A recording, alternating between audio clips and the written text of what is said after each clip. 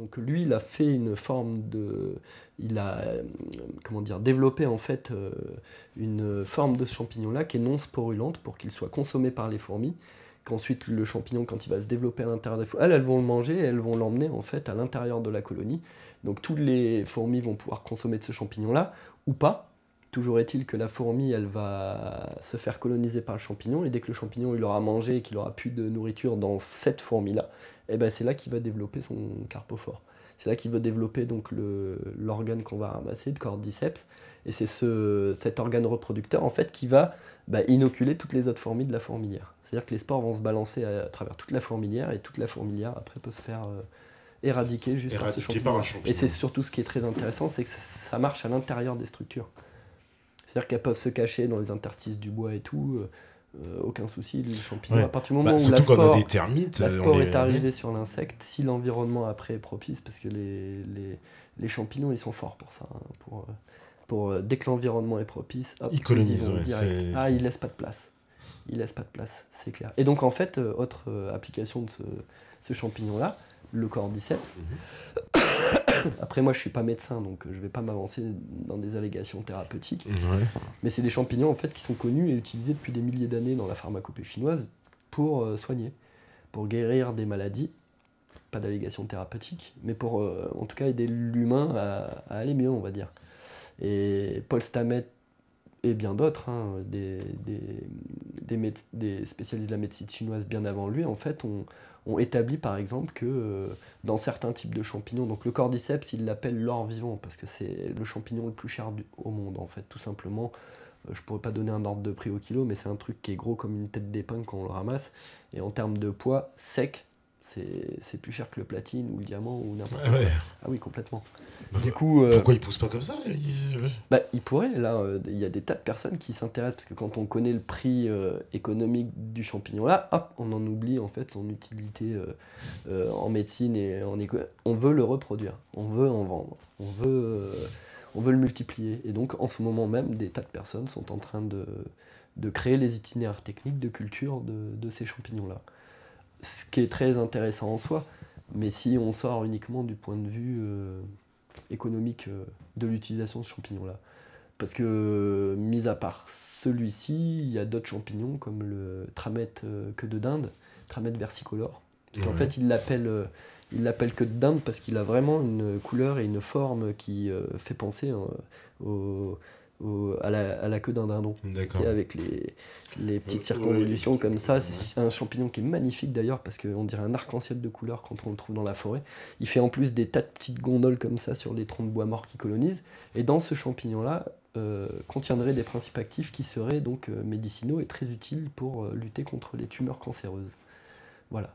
Il y a une vidéo d'ailleurs que Paul Stamets aussi encore a fait, où il parle de ça, le fruit défendu de la médecine par les champignons, et où il aurait contribué en fait à aider à soigner sa mère à partir des tramètes queue de dinde.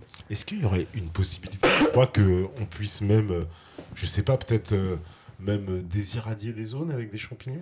Désiradier, non, je pense pas. Non, là, je vais Désiradier, non, trop loin. après, décontaminer complètement. Ouais. Complètement, en fait, notamment, je vais encore citer Paul Stamets parce que c'est quand même une référence pour les jeunes couillons comme moi, pour la décontamination aux hydrocarbures. Parce que si on part du principe, en fait, qu'un hydrocarbure, c'est un complexe d'hydrogène et de carbone, qu'on revient à l'idée en fait de mettre le carbone dans le sol, etc. Si jamais on trouve un être vivant, parce qu'on arrive à régler le problème des hydrocarbures en faisant quoi? De l'enzymation, ou même par procédé chimique, etc. En fait, on casse le truc, on en fait une bouillie dégueulasse, on peut plus rien faire avec. Mais c'est moins gros que ce qu'on avait sur le bord de la plage. Paul Stamets, lui, a inoculé en fait des gros tas de ce qu'on a ramassé pendant l'Erika, là, avec de la matière organique qui était mélangée dedans, donc il y avait autant des cadavres d'animaux que des bouts de bois, que des choses qui flottaient, etc. etc. Un environnement d'ailleurs très très difficile à coloniser, puisque ça sortait de la mer, donc il y avait du sel, etc. etc. Et en fait, on parle d'enzymes, les champignons digèrent avec de l'enzyme. Donc ce qui est intéressant d'avoir trouvé, c'est un champignon qui est capable en fait de liser cette liaison hydrogène-carbone. Parce que quand on lise cette liaison hydrogène-carbone, l'hydrogène, lui, c'est pas un truc qui va s'accumuler en forme solide dans le sol. Il va retourner dans l'atmosphère sous forme atmosphérique, et le carbone, lui, peut devenir en fait un bout de charbon, et donc nourrir les êtres vivants enfin, qui sont dans le sol. Là, ça devient accessible aux plantes. On me dit, si le champignon n'est pas comestible, a-t-il les mêmes vertus? Si le champignon n'est pas comestible, il ne Oui. faut pas le manger. Bah oui, il va le manger, mais Voilà. il peut avoir Après, d'autres vertus, ça veut pas dire... Non, ah oui, c'est complètement. ça, c'est Bah, ça. de toute façon, tous les champignons ont des vertus. Si c'est pas une vertu qui intéresse l'humain, parce que quand moi je parle des champignons, vraiment je remets l'humain à sa place comme la fourmi tout à l'heure. Voilà, l'humain, ce n'est ni plus ni moins en fait qu'un des êtres vivants parmi la biodiversité d'êtres vivants qui constitue la vie sur la Terre. Et donc, quand tu sors de ce truc-là, bah, les champignons, ils ont des vertus en écologie, en agriculture. Il y a des tas de champignons qui ne vont pas pouvoir se consommer pour digérer la litière dans certaines forêts, comme les forêts de hêtres, où la litière est extrêmement dure à digérer pour des champignons. Donc il y a des champignons qui sont vraiment spécialisés sur c'est des petites feuilles en fait qui collent très très bien et puis qui font des tapis très très épais où il y a très très peu d'oxygène dedans. Bah, tu vas avoir toute une flopée de mycénoïdes, de variétés de champignons que si jamais tu les manges, tu peux subir des syndromes comme le syndrome muscarinien avec les mycènes. Enfin bref, il y a des tas de toxines qui sont produites par les champignons, mais qui ne font pas en fait que c'est un champignon qui est néfaste du tout, bien au contraire. Ces champignons-là, par exemple, si tu as une forêt de hêtraies et que tu les mets tu vas aider en fait à la matière, les feuilles à se décomposer, et donc en fait à ta forêt de se nourrir par elle-même, tout simplement. Alors que si tu le consommais toi, tu mourrais quoi. Enfin, tu mourrais peut-être pas, mais tu t'intoxiquerais Parce que peut-être sérieusement. Les champignons, voilà, bon, évidemment, on connaît les champignons comestibles de certaines espèces. Bon, bah, champignons de Paris, voilà, tu as parlé des pleurotes, les girolles, comment dire, les cèpes aussi. Oui. Mais, Alors, un truc qu'il faut savoir, parce que là, je veux vraiment insister sur ce truc-là, c'est tous les champignons comestibles peuvent être toxiques. Il faut vraiment le savoir. Bah alors, explique-nous ça, c'est intéressant. Toutes les sorties mycologiques que je fais avec des amis que j'emmène pour faire de la détermination, etc., tu vois toujours le gars qui va débouler avec son seau ou avec son sac plastique ou avec son quoi que ce soit. Et même ceux qui arrivent avec des paniers peuvent se faire des intoxications. Pour une raison simple, en fait, c'est que le champignon n'est bon que si déjà on est sûr de sa détermination et s'il est frais et en bonne santé. Si c'est un champignon qui a commencé à trop vieillir, donc il faut non seulement pouvoir déterminer l'espèce du champignon, mais surtout, et c'est le plus important, l'état de fraîcheur. De toute façon, en détermination, moi, autant que les plus grands mycologues, dès qu'il y a le moindre doute, on ne ramasse pas. On ne ramasse pas et surtout on ne teste pas. Parce qu'il y a beaucoup de gens qui vont parler des champignons, oui, mais moi, parce que tu connais un peu, c'est très très bien, mais des intoxications, t'en fais une. Hein. Après, et certains types d'intoxications, t'en fais qu'une d'ailleurs. Ça t'est déjà arrivé, toi? Moi, intoxication, non, jamais. Non. Pas aux champignons. Pas Parce aux qu'en fait, je champignons. mange que ceux que je ramasse. Comme ça, c'est pas Et puis, compliqué. tu Parce connais que, bien, j'imagine parce que tu là, te je trompes pas. suis allé à Leclerc il y a pas, à la saison d'automne, là, voir l'état des girolles et tout. Il y a des girolles qui sont tout simplement toxiques pour la consommation parce qu'elles sont très très mal conditionnées et parce qu'il y a déjà, tu vois, les bactéries, les moisissures qui sont en train de se développer dessus. Ces toxines, c'est des toxines qui sont produites par ces consommateurs de mycophages, en fait, on va appeler, qui vont manger les champignons derrière, qui vont intoxiquer la personne qui va le manger. Et d'ailleurs, une intoxication aux champignons, c'est très très très très très très douloureux, donc vaut mieux éviter. Ah, c'est très douloureux. Très très douloureux. Oui, Parce que c'est vraiment interne. Il y a des différents types d'intoxication. Pareil, c'est pas vraiment ma spécialité. Pour éviter les intoxications et à m'y intéresser, je préfère faire de la détermination et être rigoureux et strict en fait parce que la détermination, on peut connaître le monde des champignons, on peut connaître tout un tas de choses sur les champignons, mais on peut se retrouver devant un champignon qui, quand on va faire son séquençage, va dire c'est celui-ci et se retrouver dedans et avec la forme qu'il a parce qu'on n'a pas l'habitude de le voir de cette forme-là parce que les champignons ont des types de morphologie complètement différentes en fonction de l'environnement dans lequel il a poussé. Le champignon qui va pousser au milieu du bois sous des arbres qui font 40 mètres, des choses comme ça, il va devenir bien gras, bien gros parce qu'il a la bonne fraîcheur, la bonne humidité, les bons nutriments dans le sol ou le bon arbre qui va bien le nourrir. Mais ceux qui sont dans des forêts beaucoup plus pauvres avec beaucoup moins d'hygrométrie ou qu'on va trouver même des fois juste en bordure, dans la zone en fait qui va faire tampon entre une prairie et une forêt. Bah là, il va prendre des influences en fait différentes du soleil, du climat, de la température et de l'hygrométrie qui vont faire qu'il va être plus archi. Et des fois, on va le prendre pour un autre, tout simplement. Les champignons, il ne faut vraiment pas se fier je sens que c'est le bon. Non, il faut faire un petit peu de détermination. Il faut s'intéresser en fait à la détermination. Et d'ailleurs, je voudrais bien... Enfin, je suis pas taxonomiste, moi. Mais c'est vraiment si on veut s'intéresser aux champignons, commencez par faire de la détermination, les amis, parce que non seulement ça va vous sauver votre repas, vous allez faire des heureux parce que vous commencerez à pouvoir ramasser et reconnaître des champignons qui vont faire plaisir à plein de monde, mais surtout vous allez voir la biodiversité des champignons et vous serez obligé de vous intéresser ensuite aux critères qui font que les champignons poussent dans des environnements comme ça, donc à tout ce qui est la symbiose ou la relation saprophytique avec les matières, etc. etc. Parce que en plus, c'est vrai que les champignons, pour les cuisiner, ça se met partout, quoi. On a envie de Partout. On a envie de les mettre partout. Il y a moi qui aime beaucoup ça. Alors, pareil, on est dans une époque malheureuse pour la consommation des champignons, on a trop pollué partout. Les champignons, ils ont cette capacité qu'ont les plantes aussi, en fait, de bioaccumuler des choses comme des métaux lourds, enfin des toxines, des choses comme ça. Et de par ces propriétés-là, en fait, et donc les éléments en plus qui bioaccumulent peuvent aussi accumuler la radiation, parce qu'on en venait tout à l'heure à ça. Oui, on pourrait effectivement dépolluer avec des plantes et des champignons la radiation, mais il faudrait les envoyer sur notre planète une fois qu'ils sont bien chargés, quoi. Parce que quand un être fait de la bioaccumulation, le seul moyen de l'enlever pour que ça ne repollue pas le sol, c'est de le sortir de cet endroit-là. C'est ce que font les champignons. Donc ça, c'est pareil, il faut être très très rigoureux en fait sur les endroits où on va ramasser les champignons. Il y a beaucoup d'endroits où on peut encore en ramasser.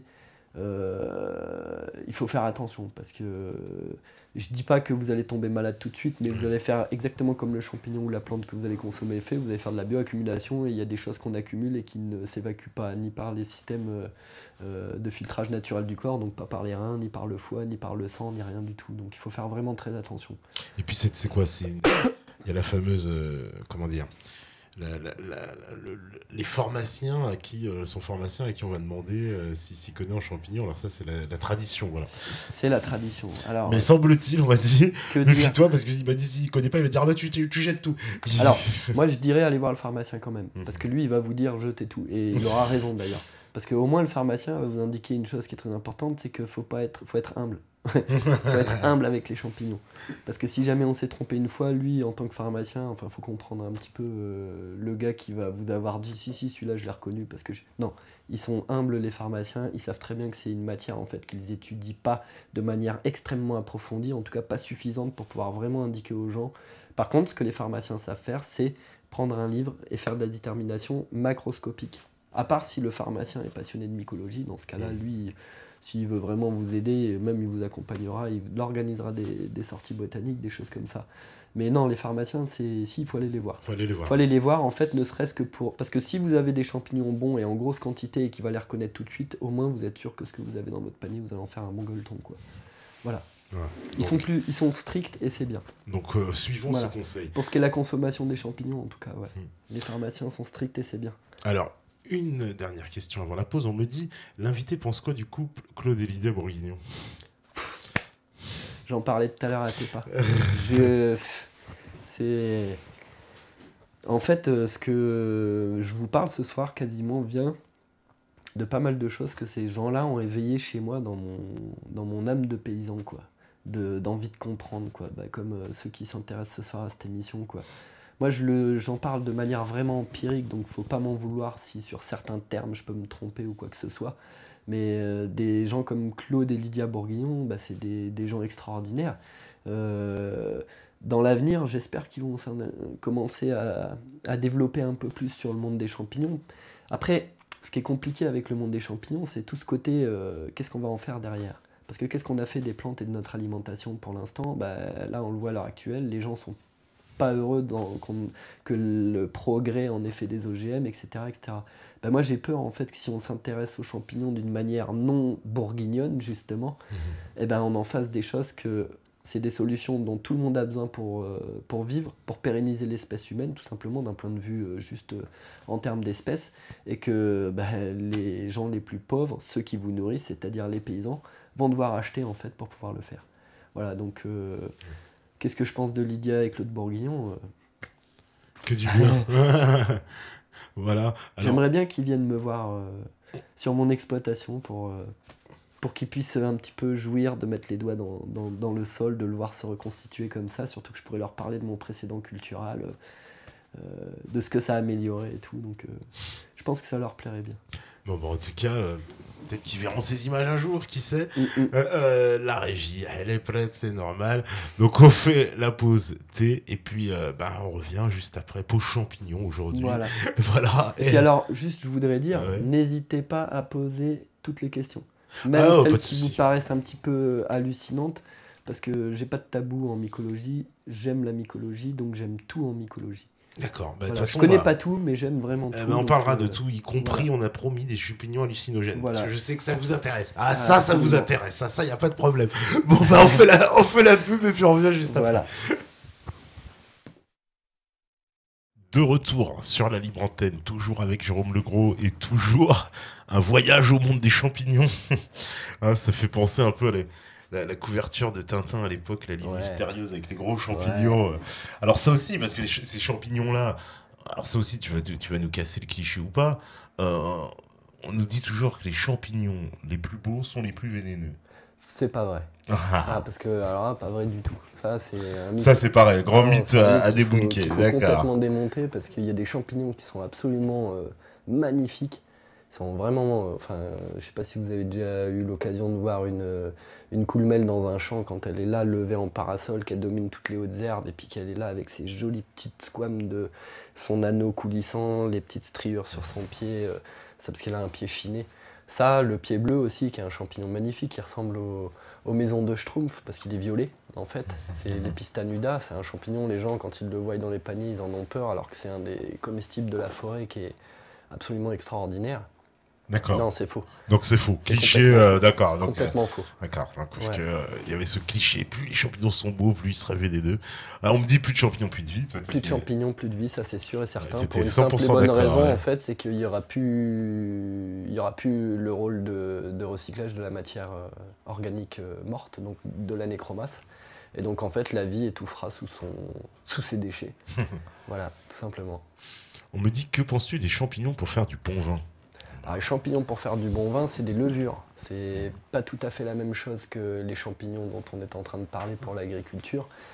De toute façon, si le vin est bon, c'est grâce aux levures qui sont utilisées.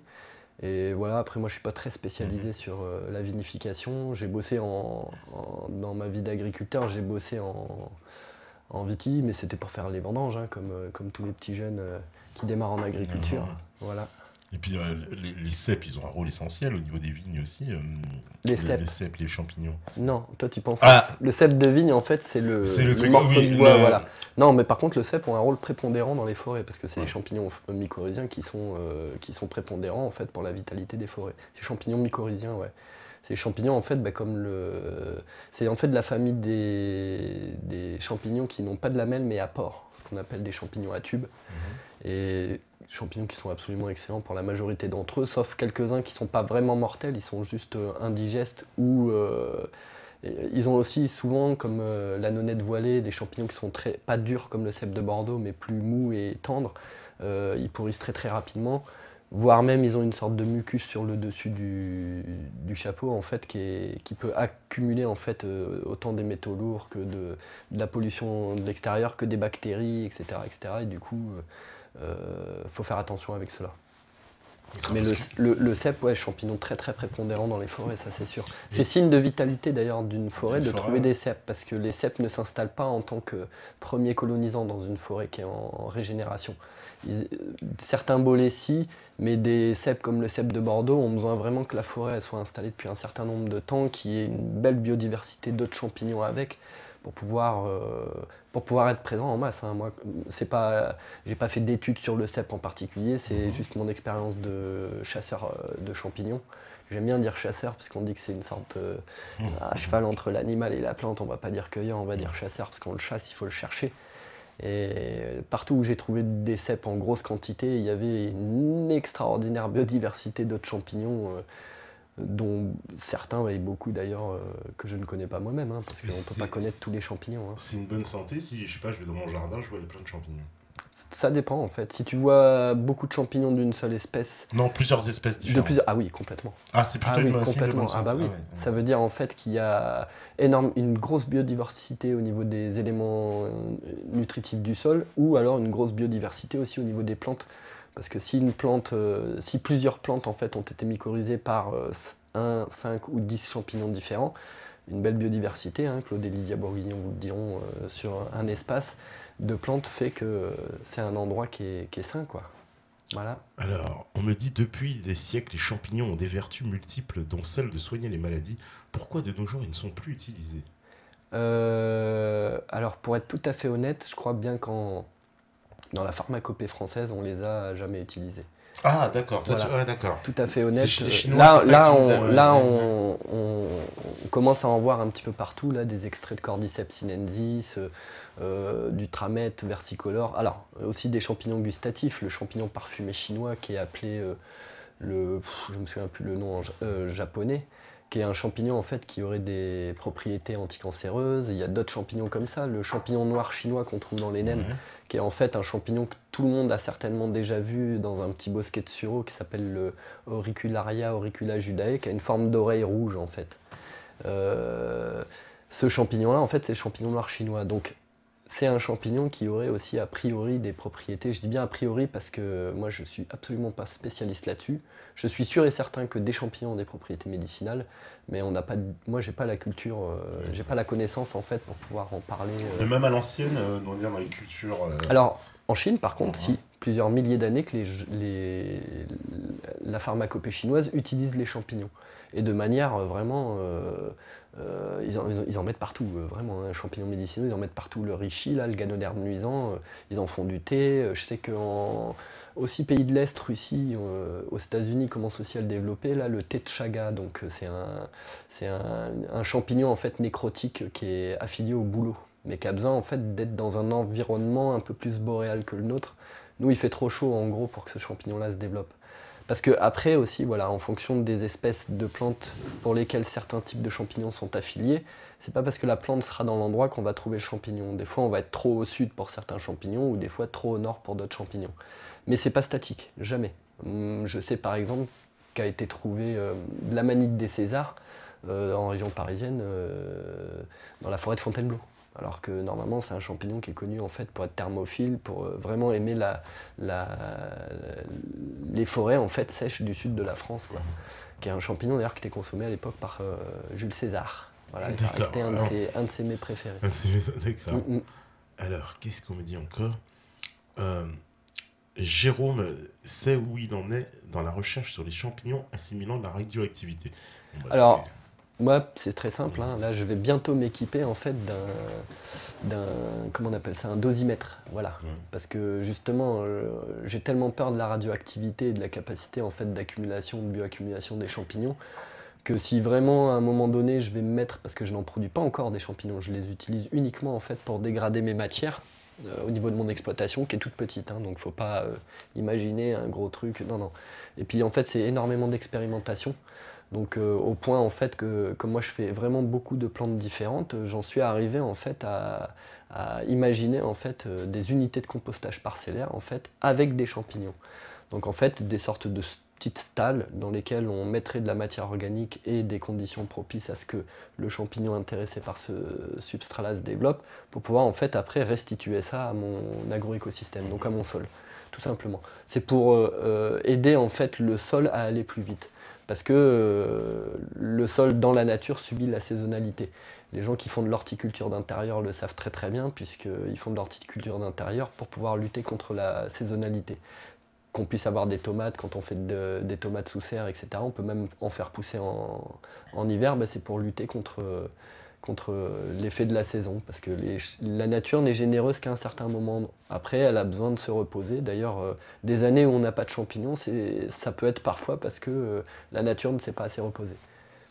D'accord. Voilà. Les champignons, en plus, ils survivent au gel, etc. À l'hiver, il est vraiment résistant. Alors, le mycélium va se mettre en phase de dormance à l'hiver.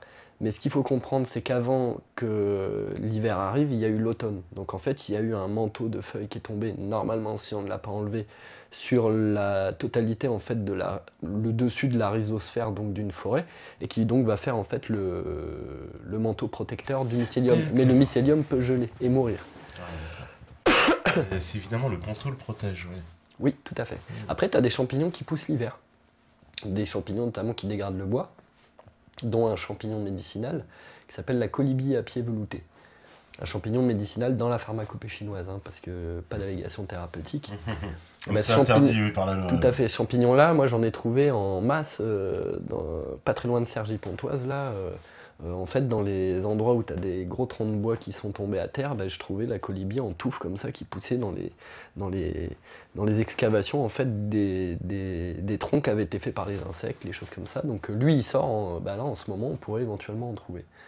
Voilà. Il y a des champignons comme ça qui ne sortent que l'hiver. La pleurote aussi aime beaucoup l'hiver. Ouais. La pleurote aime beaucoup l'hiver. La pleurote aime beaucoup l'hiver. Et qu'est-ce qu'il en est de la truffe? C'est vrai qu'on me posait une question en plus. Alors, la truffe. La truffe, c'est vraiment un champignon à part. C'est un champignon alors, explique-nous, parce que la truffe, à part. ça coûte plus cher que le platine, ça coûte... Enfin, voilà.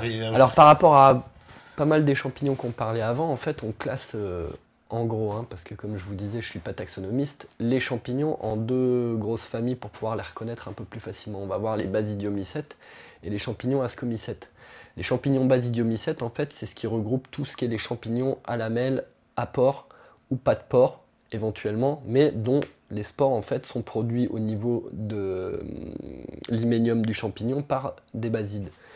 Les ascomycètes, c'est les autres. C'est ceux, en fait, qui n'auront pas de basides et qui vont produire, en fait, des spores au niveau de leurs asques. Et donc, en fait, ce qu'ils appellent juste les spores, c'est des petites choses qui s'envoient pour se reproduire. Voilà, c'est son gamète, en fait, c'est pour pouvoir se reproduire. C'est pour pouvoir, en fait, balancer à l'extérieur de lui-même, en fait, et que, éventuellement, son gène tombe dans un environnement propice et le reproduise ailleurs. Comme il ne peut pas se déplacer pour aller chercher sa bouffe quelque part, sa stratégie à lui pour pouvoir coloniser partout, c'est de faire des millions et des millions de spores. D'accord, voilà. Qui s'envolent et qui vont tomber... Ce qu'il aurait pu faire comme le cocotier, 10 noix de coco, mais il ne poussera que autour de lui. Quoi. Voilà. C'est vraiment pour se donner un maximum de chance. Ces êtres-là ont développé la stratégie de manière à en perdre 90% et que tu n'en aies que quelques pourcents qui soient viables. Et donc la truffe, en fait, c'est un champignon hypogée qui vit sous le sol et se reproduit sous le sol. D'ailleurs, il fait pas de lamelles, il fait en fait ses gamètes reproducteurs à l'intérieur de ce qu'on appelle le glébat du champignon. En fait, c'est dans sa chair à l'intérieur. Et en fait, j'ai lu un article il n'y a pas très très longtemps sur la trufficulture, parce que quand j'ai fait mon BPREA au CFPPA agricole, là, j'ai fait un UCAR de trufficulture, où j'ai appris donc à reproduire de la truffe pour pouvoir la mettre en culture, puisqu'on fait de la truffe cultivée en fait dans la Drôme provençale. Et en fait, j'ai lu un article qui était assez marrant, on lutte beaucoup en fait dans le milieu agricole contre les ravageurs qu'on appelle les rats. Les rats, les souris, les choses comme ça. Et en fait, on a découvert que dans les endroits où il y avait énormément de souris, en fait, de souris qui aiment bien faire leur galerie dans le sol, etc., eh ben, on faisait des récoltes extraordinaires de truffes.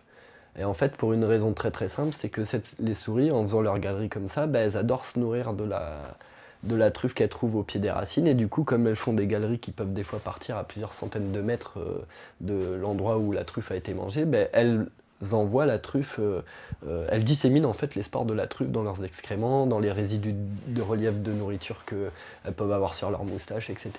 Donc en fait, la truffe, parce que contrairement aux champignons qui peuvent balancer leurs spores à l'air libre et que ce soit emporté par le vent, la truffe, elle est enfermée dans le sol. Donc, comment elle fait pour pouvoir se reproduire? Elle utilise en fait la zoochorie, l'entomochorie notamment, donc les insectes. Il y a une mouche, plusieurs mouches même, qui sont un peu spécialisés sur la truffe, donc qui pondent leurs œufs en fait. Ils arrivent à reconnaître en fait la truffe. D'ailleurs, balance des phéromones odorantes à l'extérieur, puisque les chiens et les cochons trouvent la truffe grâce à son odeur. Les mouches aussi. D'ailleurs, on peut aussi chasser la truffe à la mouche. C'est très compliqué, mais on peut chasser la truffe à la mouche. Et du coup, en fait, la truffe, pour pouvoir se reproduire, si elle n'a pas l'humain pour le reproduire, on en revient toujours à ça, elle utilise les insectes. Et aussi des souris, voilà.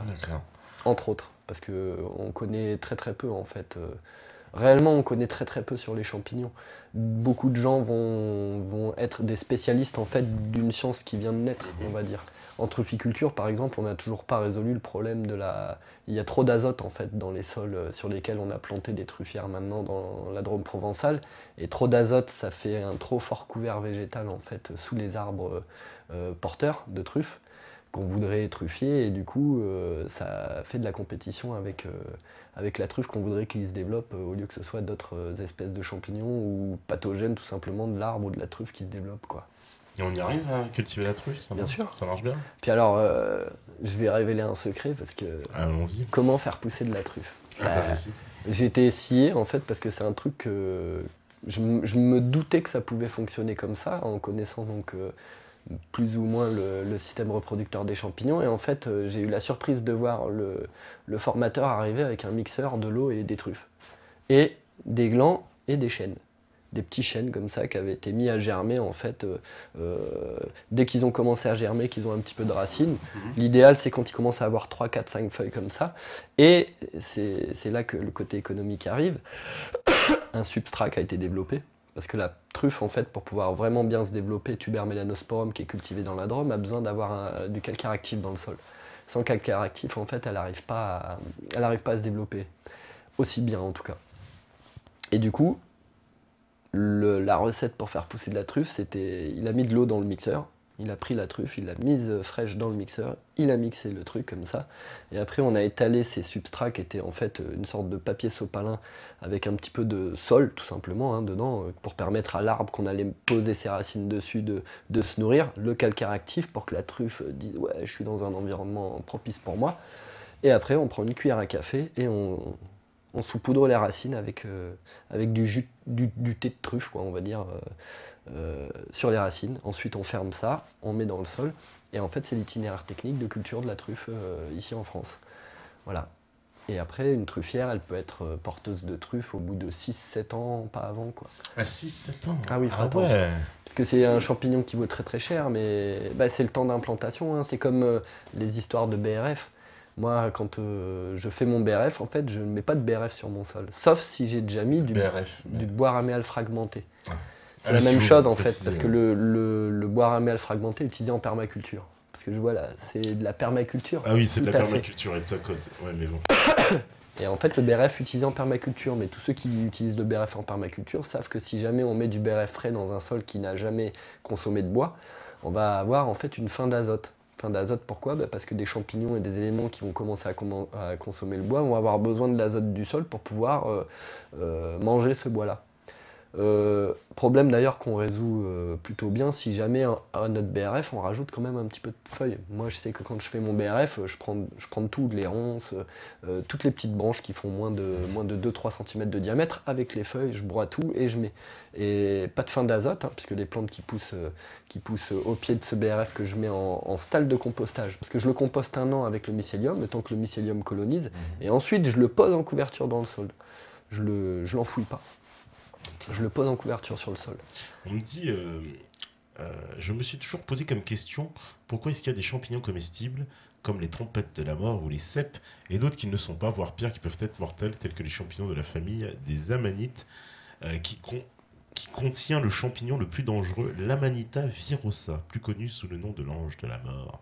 Alors, Amanita virosa, mais l'Amanite phalloïde, c'est quand même considéré comme le champignon le plus mortel qui existe, quoi. Alors, ces champignons-là, très, c'est quoi? J'en mange, je m'en mets dans ma pizza, c'est terminé? C'est terminé. Après, il y a eu des remèdes. Il y a eu des remèdes qui ont été trouvés en fait pour ne pas mourir d'une intoxication à l'Amanite phalloïde, mais je vais pas en faire pas en faire la promotion ni la recette. Mais où est-ce qu'on les trouve ces champignons là? Partout. Partout, surtout l'Amanite phalloïde, vraiment on la trouve dans les endroits où on trouve les meilleurs champignons, donc du coup il faut être très très rigoureux. Parce que l'Amanite phalloïde, en fait, on peut la confondre très facilement avec... tu as entendu parler du rosé des prés? Rosé des prés, non. Même famille, champignon de Paris. Voilà, champignon de Paris, qui est le champignon le plus cultivé en France. Bah, c'est de la famille des agariques, en fait. Je les trouve où, ces champignons? N'importe où, tu te dis, en France? Rosé des prés, dans les prés. D'accord. L'amanite phalloïde, elle a cette particularité en fait de pouvoir pousser autant dans le bois qu'en lisière de bois. Moi j'en ai trouvé dans les prés. C'est vraiment un champignon qui n'est pas exigeant du tout Mais ça fait quoi quant comme à son effet? lieu Ça de pousse. provoque un arrêt cardiaque? Ça tue. Alors il y a Ouais. plein de toxines, je connais pas les. Ouais. Je suis pas chimiste pour pouvoir parler des toxines, c'est toxique, point barre, quoi. Mhm. C'est des champignons qui sont considérés comme mortels à très très petite dose. D'accord. Donc mes meilleurs ennemis, je leur fais une quiche, je leur mets des exactement, champignons. avec un petit peu d'amanite tout passe phalloïde, bien. au lieu de mettre Venez manger à la maison, les gars. au lieu de mettre du cèpe de Bordeaux. D'accord. Non, mais je vais préparer des tartes. Après, il y a des champignons qui soupeux. étaient considérés comme, il y a des champignons qui étaient considérés comme comestibles, comme le Gyromitre esculentes, Mhm. qui est un ascomycète en fait de la famille des morilles, mais qui, contrairement en fait à la morille, ne fait pas des petites alvéoles sur son chapeau, fait des circonvolutions cérébriformes. On dirait un peu du cerveau, quoi, avec un gros pied blanc comme la morille. Et en fait, ce champignon-là, en fait, des gens ont été intoxiqués par ce champignon-là après l'avoir consommé, soit parce qu'il n'a pas été suffisamment cuit, soit parce qu'il n'a pas été bien conditionné, parce que en fait les champignons comme les morilles, la morille est toxique en fait, les gens ne le savent pas, mais la morille fraîche c'est toxique. Si on mange la morille crue c'est toxique. Elle a des toxines en fait qui sont hémolytiques, qui vont détruire les globules rouges. Et en fait, ces toxines-là, par contre, sont ce qu'on appelle thermolabiles, c'est-à-dire qu'en fait, elles disparaissent, leur action en tout cas disparaît au séchage ou à la cuisson. Et c'est pour ça qu'en fait, il faut vraiment bien faire cuire les champignons. D'autres champignons aussi, comme le clitocide nébuleux, étaient très très consommés, surtout en période de famine et de disette. Mais c'est un champignon en fait qui affectionne vraiment les sous-bois très humides, avec de la matière pourrissante, voire même putride. On le trouve partout, ce champignon-là. Et le problème qu'il a, c'est que s'il n'est pas consommé très jeune et très propre, il peut faire des super gastro-entérites, il peut vraiment D'accord, rendre même très les malade. morilles, donc faut bien les cuire. Parce que ça, Ah, les morilles, la morille crue est un champignon toxique. Si on ne sait pas ça, en fait...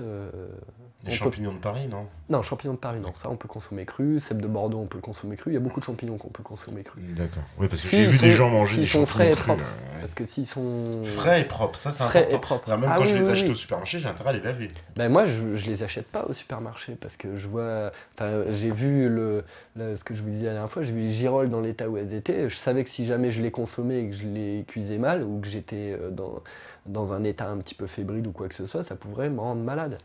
Donc il faut être vigilant parce que des gens ramassent des champignons des fois mais ne connaissent pas forcément en fait ces problèmes qu'on peut avoir avec les méthodes de conservation des champignons parce qu'on croit que ça vit parce qu'il reste beau comme ça, hein, mais très vite en fait ces champignons peuvent attirer des bactéries mycophages peuvent se développer dessus et le couvrir de toxines quoi, et donc nous rendre malades quand on va avoir envie de le consommer. Alors, on me dit, je repose la question différemment. Bon, on n'avait pas vu la première, tout va bien. Sait-on reproduire tel ou tel champignon ou faut-il savoir préparer le sol pour favoriser leur arrivée? Voilà. Je connais la culture du champignon de Paris, mais pas le reste. C'est normal, c'est parce que c'est un champignon, ça profite. Alors ça dépend ce qu'on veut faire. Excusez-moi, j'ai un chat dans la gorge. Alors les champignons symbiotiques, c'est difficile de les faire cultiver. C'est très difficile. Moi, je fais de l'expérimentation d'ailleurs en ce moment pour voir si ça peut fonctionner comme la truffe. On cultive beaucoup plus les champignons saprophite, qui se nourrissent en fait de matière organique morte. Notamment donc la pleurote, champignon de Paris. Qu'est-ce qu'on fait? On fait énormément de champignons saprophite aussi pour la médecine. En Chine, on fait le ganoderme luisant, qui pousse aussi sur du bois.